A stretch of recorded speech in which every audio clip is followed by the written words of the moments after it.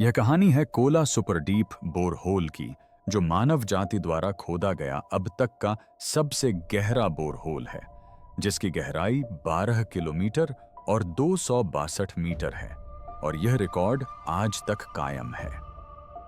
दशकों तक वैज्ञानिकों का मानना था कि वे हमारे पैरों के नीचे की परतों को समझते हैं, लेकिन जब सोवियत इंजीनियरों ने पृथ्वी में इतनी गहराई तक खुदाई की जितनी पहले कभी नहीं की गई थी, तो उन्हें ऐसे चौंकाने वाले सबूत मिले जिन्होंने हर पाठ्य पुस्तक और धारणा को गलत साबित कर दिया। उन्हें जो मिला वह इतना अप्रत्याशित था कि वर्षों तक चुप्पी छाई रही, जिससे यह सवाल उठा कि किन सच्चाइयों को साझा करना इतना खतरनाक था। क्या पानी और जीवाश्म सचमुच सतह से मीलों नीचे 350 डिग्री फ़ारेनहाइट से अधिक तापमान में मौजूद हो सकते हैं? और सोवियत संघ ने इन रहस्यों को इतने लंबे समय तक क्यों छिपाए रखा? यह कहानी भूविज्ञान से कहीं अधिक है। यह महत्वाकांक्षा, खोज और नियंत्रण के बीच टकराव की एक झलक है। रिकॉर्ड तोड़ना और उम्मीदों को पार करना।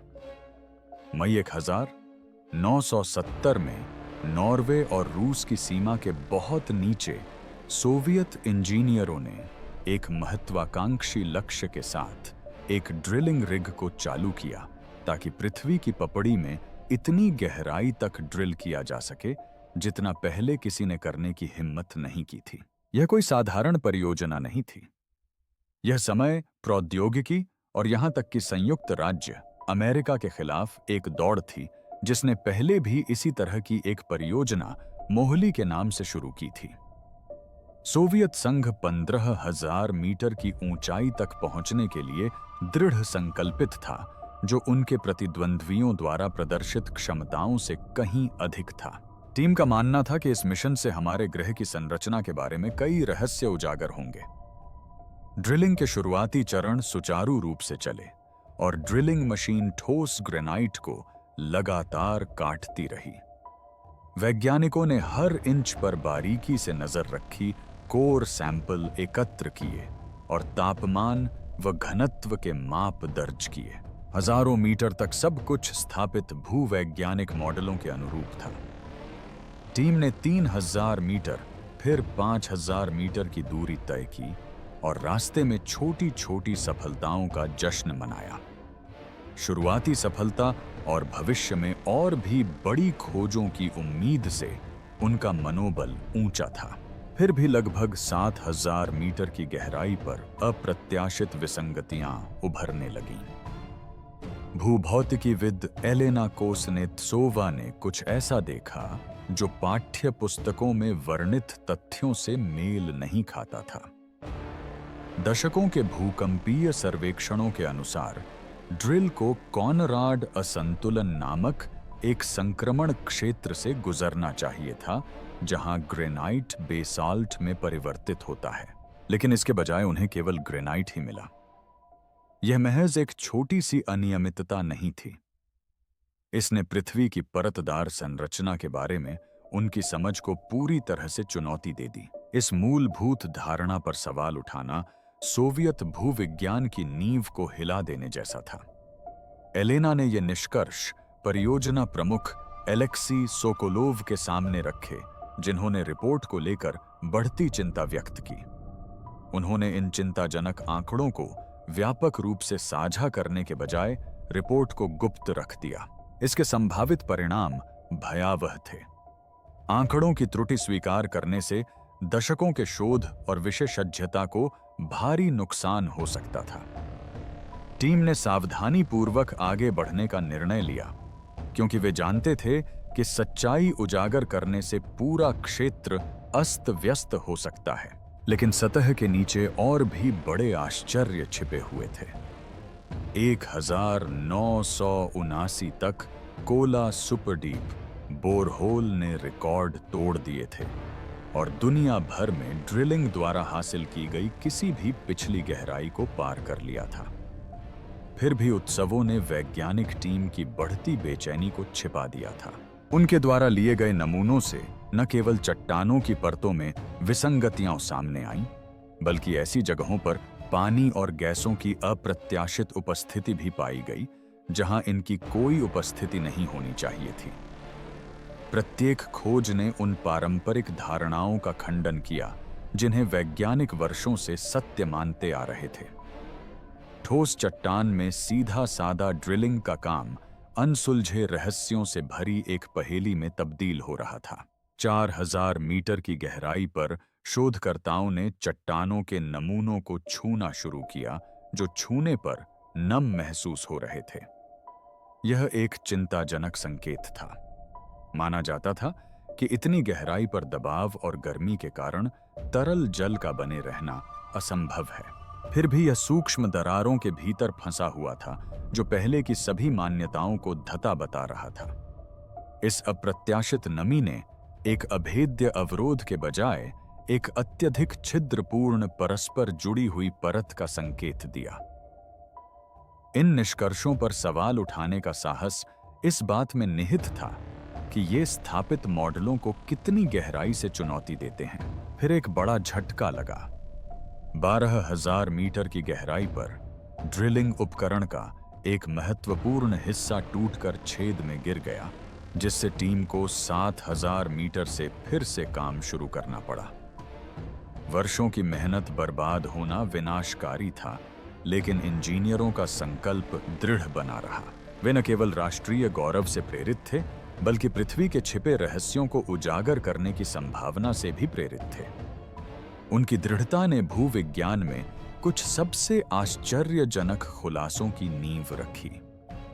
1989 तक ड्रिल 12,262 मीटर की गहराई तक पहुंच चुकी थी, जो पृथ्वी की पपड़ी में मानव द्वारा अब तक पहुंचाई गई सबसे गहरी गहराई है। इतनी अविश्वसनीय गहराई पर विक्टर पेट्रो ने एक ऐसे नमूने का अध्ययन किया जो पहले कभी नहीं देखा गया था। ग्रेनाइट में धंसे हुए छोटे, पूरी तरह से संरक्षित जैविक जीवाश्म। इस खोज ने अत्यधिक दबाव और भीषण गर्मी में जीवन की सीमाओं के बारे में ज्ञात सभी बातों को चुनौती दी। भूविज्ञान और जीव विज्ञान के लिए इसके परिणाम अत्यंत महत्वपूर्ण थे और यह दशकों तक चलने वाले विवाद का स्रोत बन गया। कोला में किए गए शोध ने यह सिद्ध कर दिया कि हमारी समझ से परे एक ऐसी दुनिया छिपी है जो आश्चर्यों से भरी है, लेकिन इनमें से कुछ सत्य इतने भयावह थे कि उन्हें वर्षों तक सावधानी और चुप्पी के साये में दबाकर रखना संभव नहीं था। बोरहोल से जो कुछ सामने आया वह केवल गहराई की उपलब्धि ही नहीं थी, बल्कि पृथ्वी की आंतरिक प्रकृति के बारे में मूलभूत विचारों के लिए एक चुनौती भी थी। रहस्य भूविज्ञान से शुरू हुए, लेकिन जल्द ही हमारे पैरों के नीचे जीवन और जल के ताने बाने तक पहुंच गए। बेसाल्ट की गुम हुई परत का रहस्य कोला में जाने से पहले उम्मीदें स्पष्ट थीं। लगभग 7,000 मीटर की गहराई पर ड्रिल एक महत्वपूर्ण भूवैज्ञानिक सीमा से गुजरेगी, जिसे कॉनरेड असंतुलन के नाम से जाना जाता है। यह क्षेत्र ग्रेनाइट से बेसाल्ट में परिवर्तन को दर्शाता है, एक मौलिक परत परिवर्तन, जिसने वैज्ञानिकों को पृथ्वी की पपड़ी को समझने में मदद की। लेकिन जब सोवियत ड्रिल इस गहराई से गुजरी तो बेसाल्ट की परत वहां मौजूद ही नहीं थी। इसके बजाय कोर सैंपल में केवल ग्रेनाइट ही पाया गया। यह विसंगति बेहद हैरान करने वाली और चिंताजनक थी। यह गायब परत महज एक मामूली बात नहीं थी जिसे नजरअंदाज किया जा सके। भूकंपीय अध्ययनों ने, जिन्होंने दशकों तक भूवैज्ञानिक व्याख्याओं का मार्गदर्शन किया था, इस बिंदु पर बेसाल्ट संक्रमण की स्पष्ट भविष्यवाणी की थी। इसकी अनुपस्थिति से दो संभावनाएं उत्पन्न होती हैं, या तो भूकंपीय डेटा त्रुटिपूर्ण था या स्वीकृत भूवैज्ञानिक मॉडल अपूर्ण या गलत थे। दोनों ही स्पष्टीकरणों ने भूविज्ञान की नींव को हिलाकर रख दिया और भूपर्पटी की संरचना के बारे में वैश्विक समझ पर सवाल खड़े कर दिए। सोवियत टीम के लिए यह एक दुविधा थी। अपनी इस सिद्धांत की गलती स्वीकार करने से उनकी कड़ी मेहनत से अर्जित विश्वसनीयता को नुकसान पहुंचने का खतरा था। इन क्रांतिकारी व्याख्याओं पर शोध पाठ्य पुस्तकों और वैज्ञानिक नीतियों का विशाल भंडार तैयार हुआ। सार्वजनिक रूप से इसका खंडन विफलता का संकेत दे सकता था, या इससे भी बदतर शीत युद्ध के माहौल में राष्ट्रीय प्रतिष्ठा को ठेस पहुंचा सकता था, जहां वैज्ञानिक श्रेष्ठता गौरव का विषय थी। इसी कारण ये आंकड़े केवल अकादमिक चिंता से कहीं अधिक संवेदनशील हो गए। इस विसंगति का पता लगाने वाले भूभौतिक विज्ञानी ने सावधानी बरतने और आगे अध्ययन करने की सलाह दी। प्रारंभिक प्रतिक्रिया यह थी कि निष्कर्षों को गुप्त रखा जाए, ताकि समय से पहले ऐसी घोषणाएं न की जाएं जिनसे अधिकारियों में घबराहट पैदा हो या जांच का विषय बन जाए। ड्रिलिंग जारी रही, लेकिन सवाल बना रहा, पृथ्वी की पपड़ी में और क्या छिपा हो सकता है। वैज्ञानिक रूप से स्वीकृत धारणाओं से परे जैसे जैसे ड्रिलिंग आगे बढ़ी, अतिरिक्त विसंगतियां सामने आईं, जिन्होंने रहस्य को और गहरा कर दिया। पपड़ी पाठ्य पुस्तकों में वर्णित सुव्यवस्थित परतों की तुलना में कम एक रूप और अधिक जटिल प्रतीत हुई। वैज्ञानिकों को यह एहसास होने लगा कि प्रत्यक्ष नमूनाकरण से भूकंपीय मॉडलों द्वारा अनुमानित वास्तविकताओं से कहीं अधिक भिन्न और जटिल वास्तविकताएं सामने आती हैं। अवलोकन और सिद्धांत के बीच का अंतर अनदेखा करना असंभव हो गया। यह भूवैज्ञानिक आश्चर्य केवल COLA तक ही सीमित नहीं था। दुनिया भर में बाद की गहरी ड्रिलिंग परियोजनाओं में भी इसी तरह के परिणाम सामने आए, जिससे संकेत मिलता है कि पृथ्वी का आंतरिक भाग पहले की तुलना में कहीं अधिक विषम और गतिशील हो सकता है। इन नए निष्कर्षों को शामिल करने और सतह के नीचे की वास्तविक संरचना को समझने के लिए पुरानी संरचना में व्यापक संशोधन की आवश्यकता थी। लेकिन COLA में बेसाल्ट की लुप्त परत एक वैज्ञानिक चुनौती से कहीं अधिक थी। यह सावधानी पूर्वक बनाए रखी गई कहानी में पहली दरार थी। इसने ऐसे संदेह को जन्म दिया जो बाद की हर खोज में व्याप्त हो गया, और इससे कहीं अधिक गहन और छुपाना मुश्किल खुलासों की नींव पड़ी। चट्टानों की परतों के बारे में प्रश्न बढ़ते ही गए, लेकिन गहराई में कुछ और भी आश्चर्यजनक चीज इंतजार कर रही थी। पानी की उपस्थिति है जहां उसका कोई अस्तित्व नहीं होना चाहिए था। बेहद गहराई में अप्रत्याशित जल। लगभग 4000 मीटर नीचे से जब एक नम कोर नमूना निकाला गया तो इसने सभी को चौंका दिया। वैज्ञानिकों का मानना था कि इतनी गहराई में अत्यधिक दबाव और तापमान के कारण तरल जल का अस्तित्व संभव नहीं है। चट्टान के शुष्क और अभेद्य होने की उम्मीद थी। फिर भी यहां सूक्ष्म दरारों और छिद्रों से पानी रिस रहा था, जो भूवैज्ञानिक मान्यताओं के विपरीत था। इस खोज ने भूपर्पटी में एक ऐसी परस्पर जुड़ी हुई छिद्रता का संकेत दिया जिसे पहले किसी ने पूरी तरह से नहीं समझा था। आगे के विश्लेषण से पता चला कि यह पानी नया नहीं बना था, बल्कि यह लाखों वर्षों में धीरे धीरे सतह से रिसकर नीचे आया था। चट्टानों में मौजूद जटिल मार्ग, जिन्हें पहले अभेद्य माना जाता था, ने भूजल को भूपर्पटी में गहराई तक रिसने का मार्ग प्रदान किया, जिससे अंततः यह अत्यधिक दबाव में फंस गया। शोधकर्ता एलेना ने गणना की कि पानी एक ऐसी गहराई तक पहुंच गया जहां भौतिक बल संतुलित हो गए, जिससे तरल पदार्थ लगभग स्थिर हो गया। यह तथ्य पहले के उन मॉडलों के बिल्कुल विपरीत था जिनमें कहा गया था कि इतनी गहराई में ऐसा पानी मौजूद नहीं हो सकता। इसके दूरगामी परिणाम थे। यदि भूपर्पटी की इन गहराइयों में जल का अस्तित्व है, तो यह चट्टानों की यांत्रिकी, रासायनिक अभिक्रियाओं और यहां तक कि भूतापीय ऊर्जा प्रवाह को भी उन तरीकों से प्रभावित कर सकता है जिन पर पहले विचार नहीं किया गया था। गहरी भूपर्पटी की पारगम्यता भूकंपीय प्रक्रियाओं या खनिजों के परिवहन को प्रभावित कर सकती है।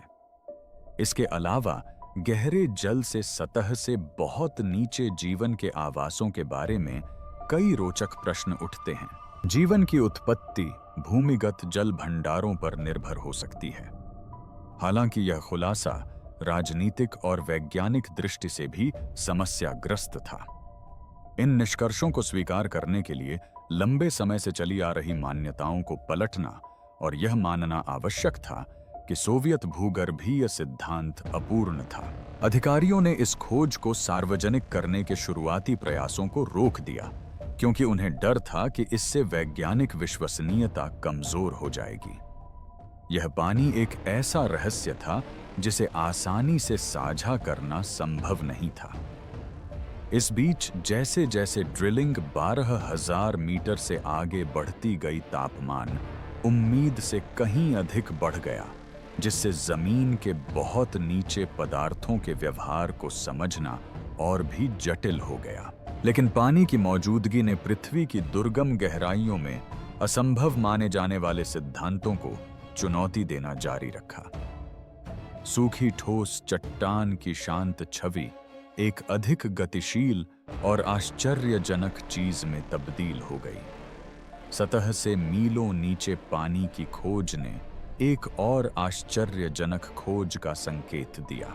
ऐसे जीव जो असंभव मानी जाने वाली परिस्थितियों में संरक्षित थे। जैसे जैसे वे गहराई तक खुदाई करते गए, उन्हें एहसास होता गया कि हमारे ग्रह के आंतरिक भाग में ऐसे रहस्य छिपे हैं जिन्हें विज्ञान ने अभी समझना शुरू ही किया है।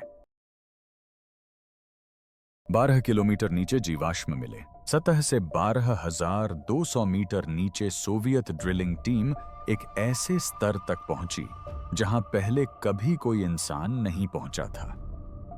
लेकिन वहां जो मिला वह उनकी कल्पना से भी परे था।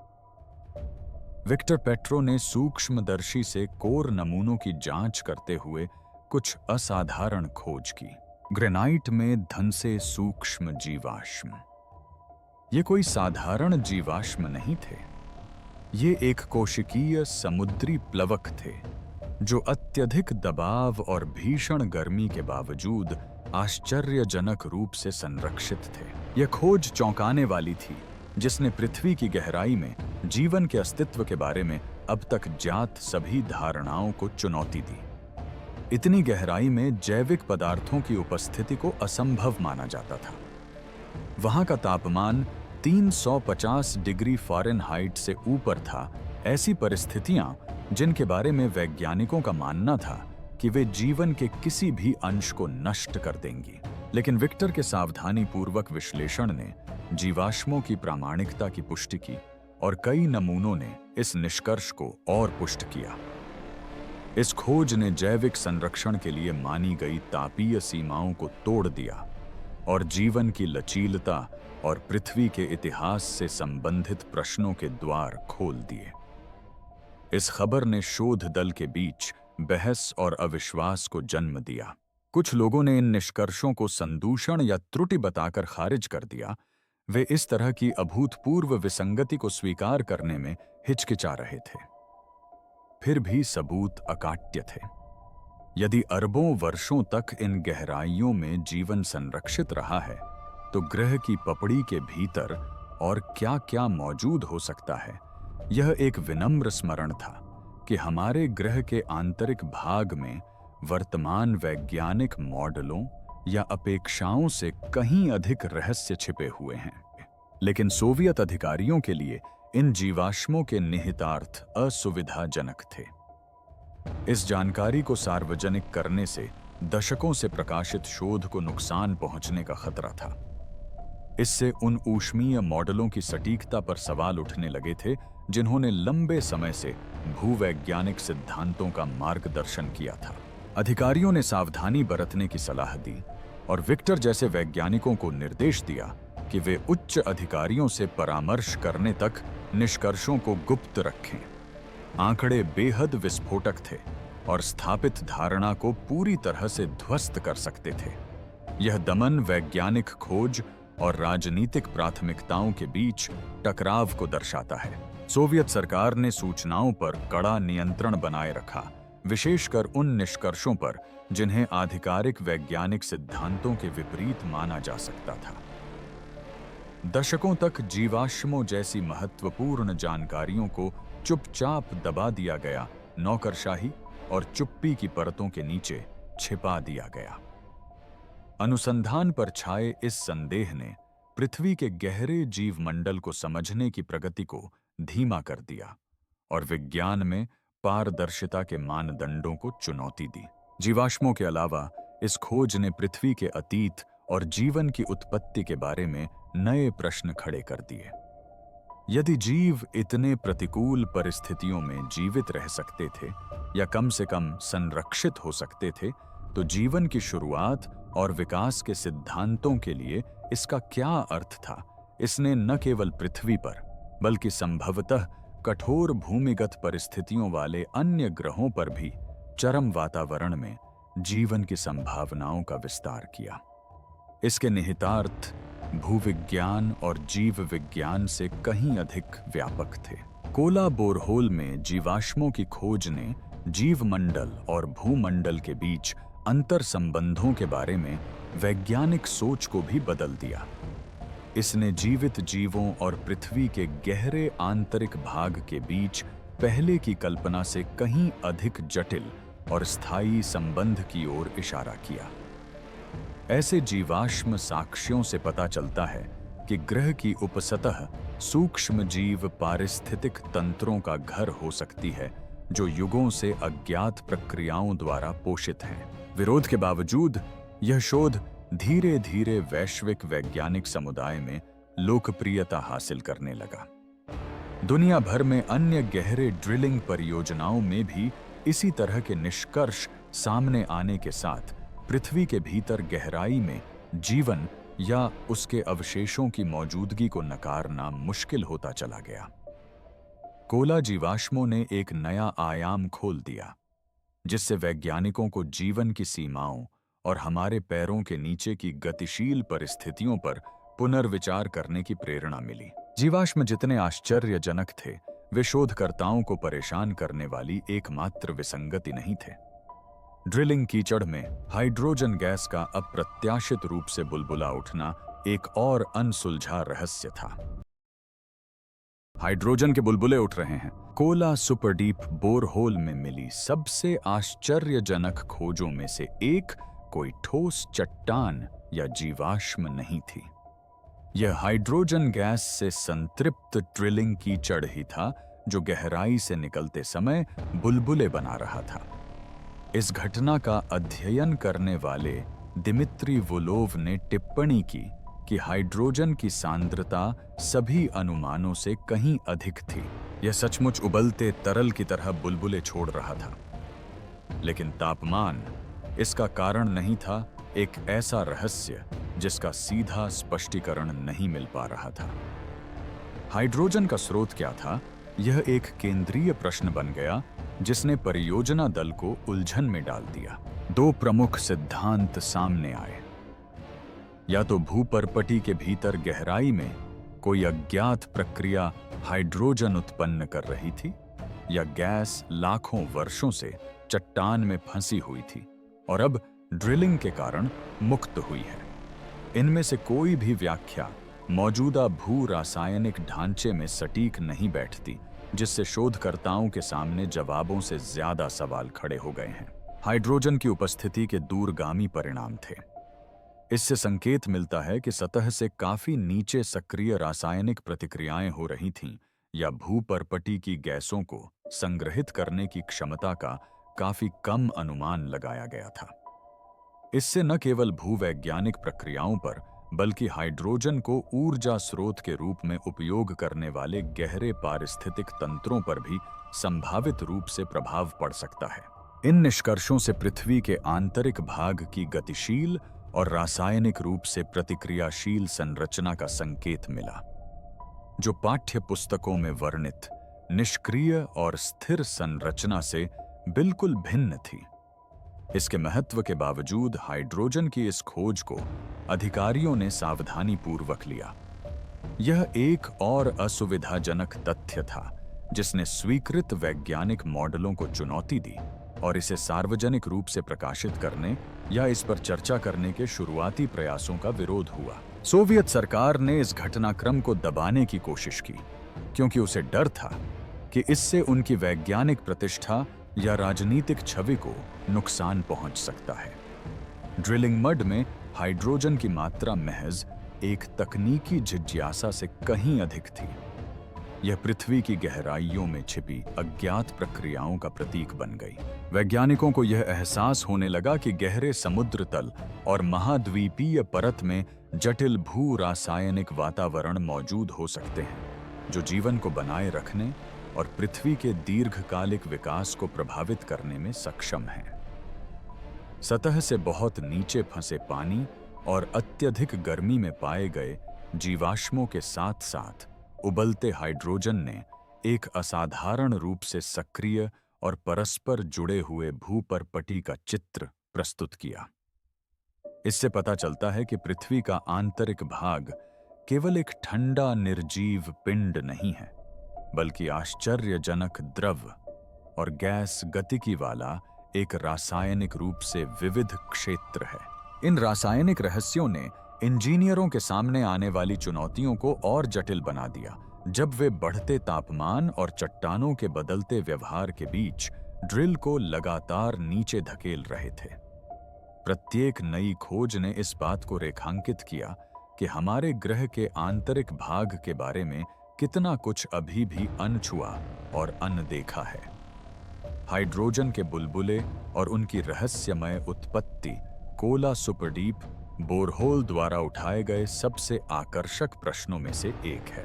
प्रकृति की गहराई से आती फुसफुसाहट जो इस बात का संकेत देती है कि सतह के नीचे एक ऐसी दुनिया छिपी है जो हमारी धारणा से बिल्कुल अलग है।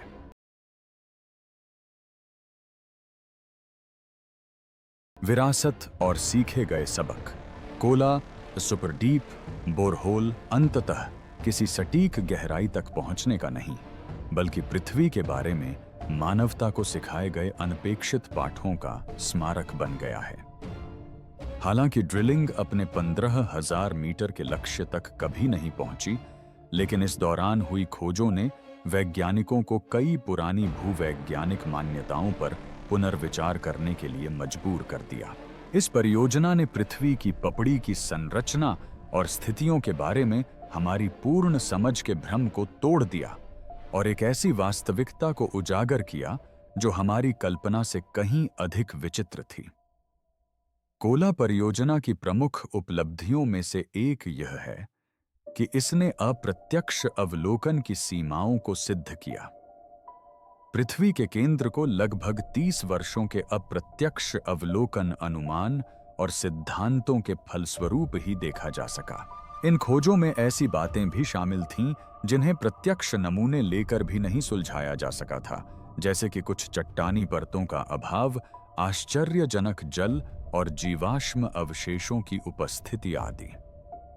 अप्रत्यक्ष अवलोकन पर आधारित सैद्धांतिक मॉडलों को भूपर्पटी की अधिक जटिल वास्तविकता के सामने झुकना पड़ा। इस परियोजना ने यह भी उजागर किया कि राजनीतिक एजेंडा वैज्ञानिक प्रगति को काफी हद तक धीमा कर सकते हैं। बहुमूल्य भूवैज्ञानिक आंकड़ों को या तो दबा दिया गया या अनदेखा कर दिया गया, क्योंकि वे राष्ट्रीय गौरव और वैचारिक कथाओं से जुड़े सिद्धांतों के अनुरूप नहीं थे। असुविधाजनक सच्चाइयों को उजागर करने में देरी धीरे धीरे पूर्व की ओर भी जारी रही, जहां भूविज्ञान पहले से ही कठिनाइयों का सामना कर रहा था।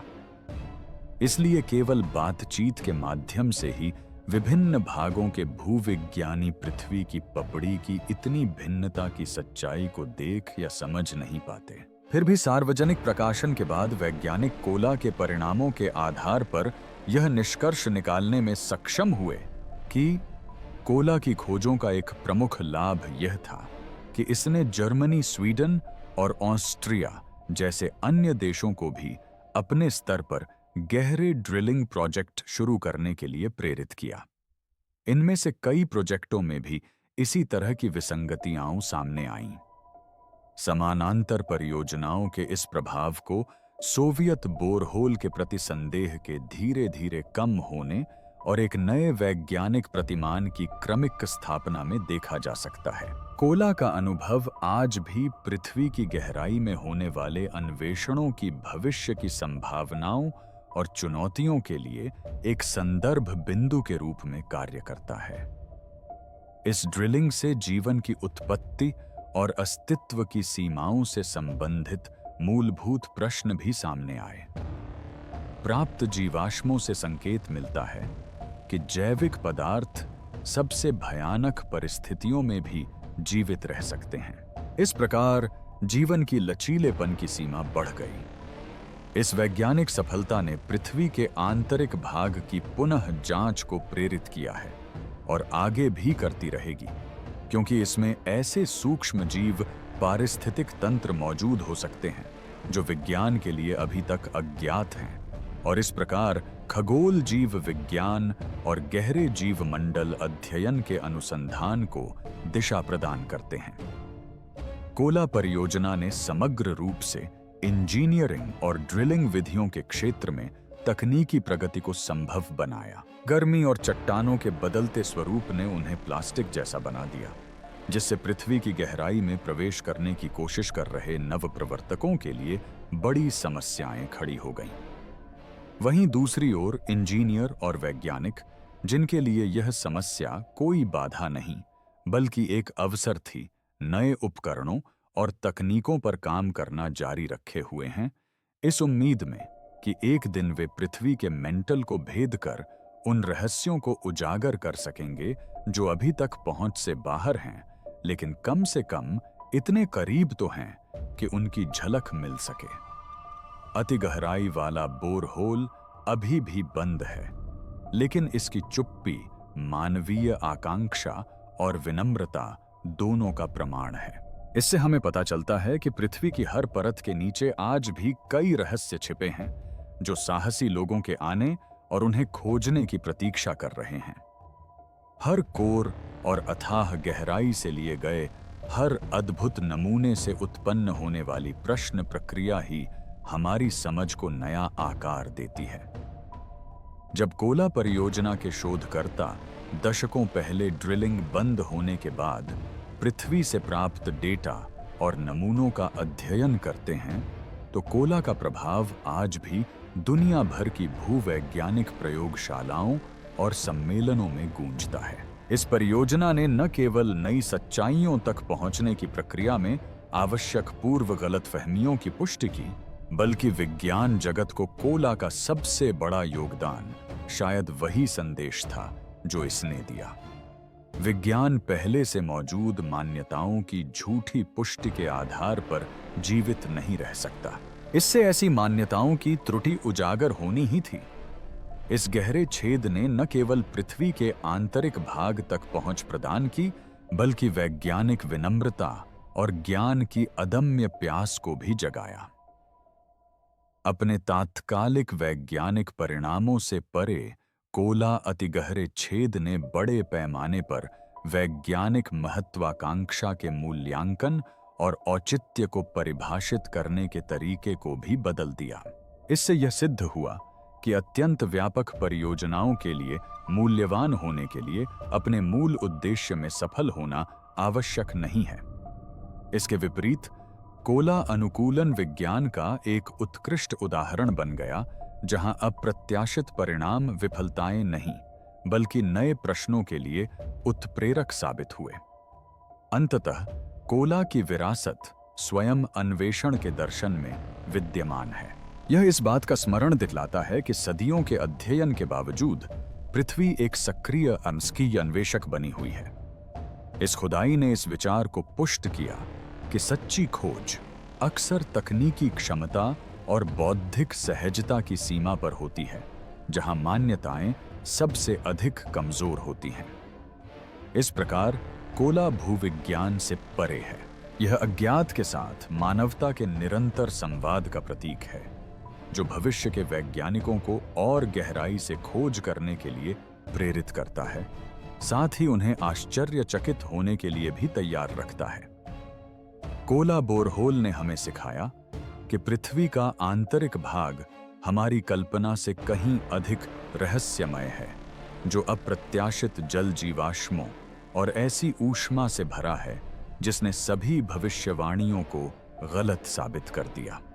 इसकी विरासत एक सशक्त अनुस्मारक है कि खोज अक्सर उन चीजों से होती है जो हमें सबसे ज्यादा आश्चर्यचकित करती हैं। अगर आपको ये छिपे हुए सच जानकर अच्छा लगा तो कृपया लाइक और सब्सक्राइब करें ताकि आपको ऐसी और भी कहानियां मिलें जो हमारी मान्यताओं को चुनौती देती हैं।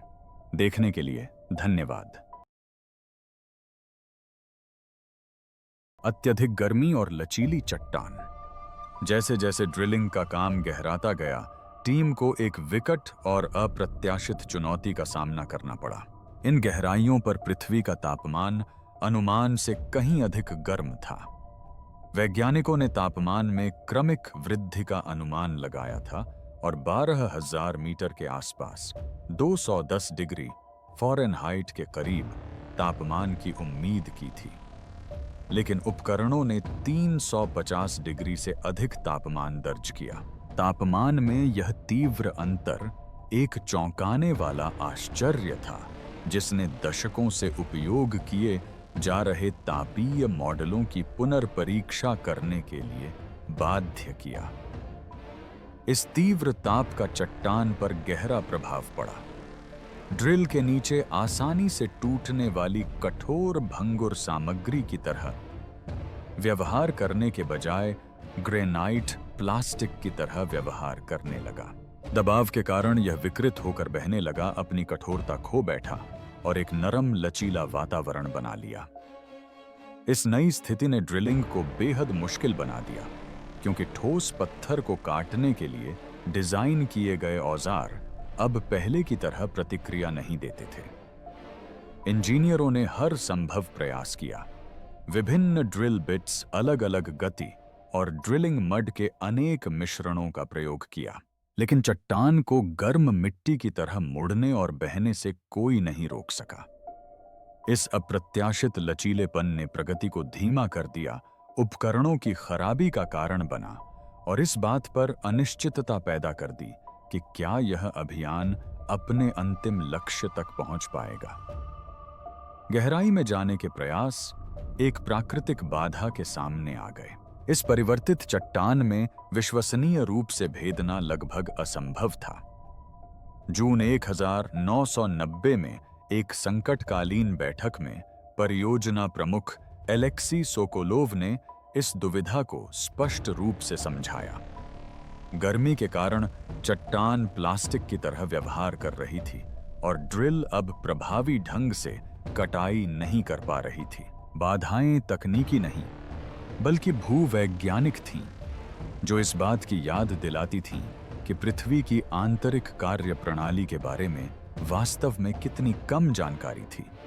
हालांकि टीम ने कम गहराई से नई ड्रिलिंग शाखाएं शुरू करने पर विचार किया, लेकिन हर स्तर पर समस्या बनी रहने के कारण आशावाद धूमिल होता चला गया। 1990 के दशक के आरंभ तक लगातार प्रयास जारी रहे और टीम ने चौथी और पांचवीं ड्रिल शाखाएं खोली थीं। फिर भी चट्टान की ऊष्मा से उत्पन्न कोमलता एक अनसुलझी चुनौती बनी रही। प्रत्येक प्रयास में उपकरण क्षतिग्रस्त हो गए और अनावश्यक विलंब हुआ, जिससे मौजूदा प्रौद्योगिकी की सीमाएं और पृथ्वी के आंतरिक गुणों की जटिलता स्पष्ट हो गई। ये असफलताएं बदलते राजनीतिक परिदृश्य के साथ मेल खाती थीं। 1994 तक सोवियत संघ का विघटन हो चुका था और परियोजना के लिए धनराशि में भारी कटौती कर दी गई थी। वह महत्वाकांक्षी मिशन, जो कभी राष्ट्रीय गौरव और वैज्ञानिक कौशल का प्रतीक था, अचानक ठंडे बस्ते में डाल दिया गया। पृथ्वी की गहराई में किए गए अन्वेषण का जो शिखर संभव था, वह अधूरा ही रह गया। इसकी सबसे गहरी पैठों को स्थायी रूप से सील कर दिया गया।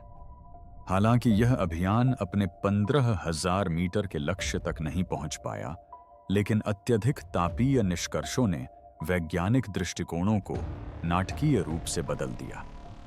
इनसे पता चला कि पृथ्वी की पपड़ी एक साधारण स्थिर वातावरण नहीं है, बल्कि एक जटिल गतिशील प्रणाली है जिसके भौतिक गुण तीव्र गर्मी और दबाव में अप्रत्याशित रूप से बदलते हैं। गहराई में चट्टानों के लचीले व्यवहार ने सर्वमान्य मान्यताओं को चुनौती दी। तापमान में इस विसंगति के दूरगामी परिणाम ड्रिलिंग की कठिनाइयों से परे भी थे। इसने पृथ्वी के भीतर नए ऊष्मीय ऊर्जा प्रवाहों का संकेत दिया, जिससे प्लेट, विवर्तनिकी, ज्वालामुखी गतिविधि और भूतापीय संसाधनों के मॉडल प्रभावित हुए। इस चरम वातावरण को समझना भूविज्ञान के लिए अत्यावश्यक हो गया, जिससे पृथ्वी की आंतरिक कार्य प्रणाली के बारे में वैज्ञानिकों की सोच में बदलाव आया।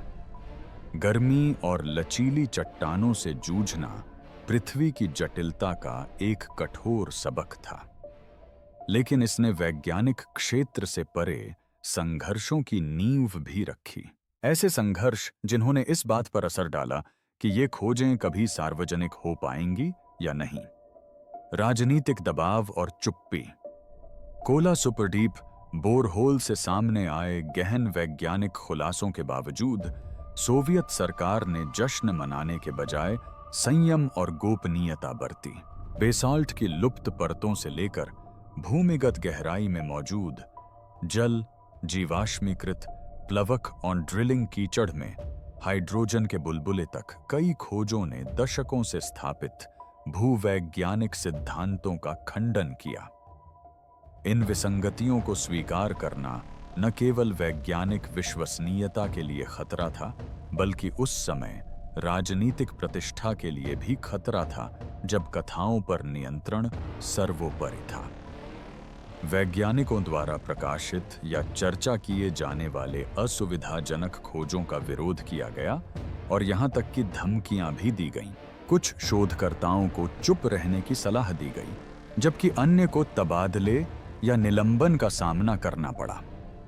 उदाहरण के लिए, दिमित्री वुलोव की सुरक्षा मंजूरी को अंतर्राष्ट्रीय स्तर पर हाइड्रोजन संबंधी अपने निष्कर्षों को प्रस्तुत करने के प्रयास के बाद 6 महीने के लिए रद्द कर दिया गया था। इसका निहितार्थ स्पष्ट था। सच्चाई को सोवियत संघ के भीतर ही सीमित रखा जाना था और उस पर कड़ा नियंत्रण रखा जाना था। राजनीतिक दबाव ने वैज्ञानिकों के बीच आत्मनियंत्रण की मानसिकता को बढ़ावा दिया, जिन्हें एक तरह से खोज और आज्ञा पालन के बीच बहुत सावधानी से रेखा खींचनी पड़ी। वैज्ञानिक रूढ़ियों को खुले तौर पर चुनौती देने से भविष्य में दूर से अनुसंधान के अवसरों के द्वार बंद हो सकते थे या यहां तक कि करियर भी बर्बाद हो सकता था। इस प्रकार कोला द्वीप समूह से संबंधित डेटा को इतने लंबे समय तक गुप्त रखा गया था कि दुनिया को इसके बारे में शायद ही कभी पता चला और अंतर्राष्ट्रीय वैज्ञानिक समुदाय में भी इस पर चर्चा कई वर्षों तक रुकी रही। यद्यपि शोधकर्ताओं के पास पृथ्वी के आंतरिक भाग के बारे में वह ज्ञान था जो किसी और के पास नहीं था, लेकिन दुनिया के आगे बढ़ने के कारण यह ज्ञान कुछ समय तक किसी को नहीं मिल पाएगा। शोधकर्ताओं ने प्रयोगशालाओं के दरवाजे बंद रखे, लेकिन वे अपने काम के क्रांतिकारी प्रभाव से पूरी तरह अवगत थे। उन्हें एहसास हुआ कि पृथ्वी के आंतरिक भाग के बारे में वर्तमान में विश्व स्तर पर स्वीकृत मॉडल या तो अपूर्ण थे या गलत। हालांकि इस तरह की क्रांतिकारी जानकारी के प्रकाशन से न केवल वैज्ञानिक सिद्धांतों को चुनौती मिलती, बल्कि प्रचार और श्रेष्ठता के मामले में सोवियत संघ का पतन भी हो सकता था। राजनीति और विज्ञान के इस जटिल अंतर संबंध के कारण वर्षों की देरी और गलत संचार हुआ। यह झिझक केवल वैचारिक युद्ध का परिणाम नहीं थी, बल्कि इस डर का भी परिणाम थी कि स्वीकृत ज्ञान को पलटने से उद्योगों, शिक्षा प्रणालियों और अंतर्राष्ट्रीय प्रतिष्ठा में अस्थिरता आ जाएगी। सोवियत नेतृत्व अनिश्चित सच्चाइयों की बजाय एक एकीकृत दृष्टिकोण को लेकर अधिक चिंतित था। विज्ञान को एक राजनीतिक उपकरण के रूप में देखा जा रहा था और जो तथ्य इस दृष्टिकोण के पक्ष में नहीं थे, उन्हें ऐसी प्रतिबद्धताओं के रूप में देखा जाता था जिन्हें नियंत्रित करना आवश्यक था। कोला का मामला उस स्थिति को दर्शाता है जहां सत्ता और सत्य इस प्रकार आपस में जुड़े हुए हैं कि राजनीतिक हित वैज्ञानिक सत्य की स्वीकृति में देरी या उसे विकृत कर सकते हैं। यह हमें यह भी याद दिलाता है कि ज्ञान तक पहुंच केवल तकनीकी सीमाओं से ही नहीं बल्कि मानवीय उद्देश्यों से भी बाधित होती है। दशकों से संग्रहित विशाल डेटा भंडार इस बात का प्रमाण है कि किस प्रकार नियंत्रणों ने विज्ञान की प्रगति को प्रभावित किया है। कोला बोरहोल परियोजना तथ्यों को नजरअंदाज करने और छिपाने के कई प्रयासों के बावजूद कोर नमूनों और उनकी कहानी को दबाने में सफल नहीं रही। इसलिए यह ड्रिलिंग परियोजना राजनीतिक वास्तविकताओं के आगे मानवीय जिज्ञासा की कमजोरी को दर्शाती है। फिर भी यह हमें बताती है कि कभी-कभी समझने में सबसे बड़ी बाधा प्रकृति नहीं बल्कि वे दीवारें होती हैं जो हम सच्चाई के चारों ओर खड़ी कर देते हैं। हालांकि विज्ञान ने चुप्पी के खिलाफ संघर्ष किया, लेकिन ग्रह अपने रहस्यों को उजागर करता रहा, जिससे यह सवाल उठता रहा कि अभी तक अनछुए परतों के नीचे क्या खोजा जाना बाकी है।